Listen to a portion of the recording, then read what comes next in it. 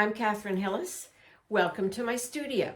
Today I'm going to talk a little bit about masking fluid, when to use it, and how to use it. So I hope you'll join me here, and let's go. Here's an example of a painting that needed masking fluid. I applied it thinly and let it dry. It just takes a few minutes. And wherever there's light and I want to preserve the white of the paper, that's where the masking fluid went. And always remember, there's nothing whiter. Nothing is whiter than the white of the paper. So here are some tools that you'll want to use, starting with the masking fluid. Make sure you buy a first-rate quality.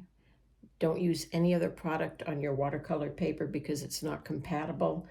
I know this is a fresh bottle. It's very liquid. I just purchased it.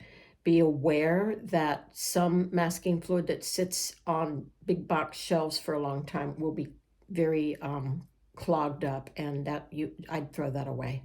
So fresh masking fluid. I always put a little bit out so I can close that up immediately. It dries out as soon as you open it, so you want to keep that closed. You can use a medicine bottle or a lid or any kind of thing to pour just a little bit of masking out. And then here are some tools that you can use. There's, of course, this Superfine Plus pen. I always get them clogged up. They don't work for me, but they might work for you. A glass pen works great. I just put it into the masking fluid and then place it on the paper. These Cheap Joe's nylon brushes are wonderful. And you dip them in water, rub them on the soap, put them in the masking fluid, and then apply that on the paper. And that you do have to keep cleaning them off, rubbing them on soap, dip, apply, clean them off, rub on the soap, dip, and apply. And then also I do tend to use toothbrush sometimes for asphalt or just when I want a spattered look to preserve the white of the paper. And I might wet that a little bit first, dry it off, dip it in the masking fluid, and then I will just splatter it. So these are some ways that you can use tools for masking fluid. I also use the tips of paintbrushes, toothpicks, dental floss. Never ever use a good brush because the latex will never come out, trust me. So be sure to get some of these tools that are more disposable and that won't ruin anything.